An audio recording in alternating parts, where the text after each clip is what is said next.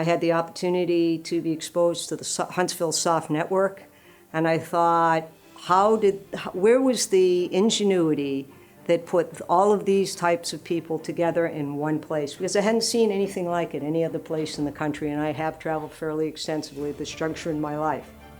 And there was the vision here to say the national level needs some hard problems. Remember, we're in the problem-solving business. They need them solved. And they need folks that, it sounds a little bit trite, think outside the box, but I prefer to say, think differently, are willing to take a risk, are willing to recombine technologies that may be developed for the space program, for instance, or developed to solve one problem, and be open-minded enough, I call it opening that aperture, to say, maybe it can work for something else. Maybe there's a secondary or third type of combination of these kinds of capabilities that can solve a hard problem. T.J. Wright figured this out. He rang the bell and everybody came, which so credit to him to say, when everybody's busy and they're trying to take care of their own families and run their own business and other kinds of things, why would they stop and join together and get away from that competitive nature of business and collaborate? He figured it out. He gave them something that brought them together, and that was the ability to share state-of-the-practice capabilities and learn from one another in a non-competitive way.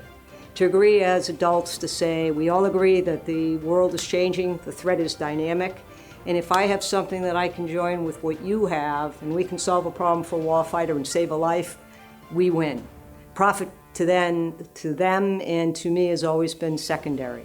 Can you do something that means something? Because at the end of the day, that is your legacy. I took a capability and I brought it to somebody who, absent that combination or bringing together things, wouldn't have been able to do it. So I'm fortunate. I've been in the discovery business all my life. At an early age, as I said, and I meant that. I discovered ways to avoid the wrath of my brothers or the wrath of a parent, and learn those skills, learned how to improvise early, interact with people. I just brought that through the rest of my career. Huntsville is a natural extension for my office. It's a friendly environment. It's a business-rich environment. It has a tremendous presence of a mayor who cares about the people, a chamber of commerce who attracts the best and the brightest and facilitates them. So it's not about just bringing people together. It's bringing people together to accelerate their individual needs and responsibilities and bring that to a greater whole that's better than the sum of its parts.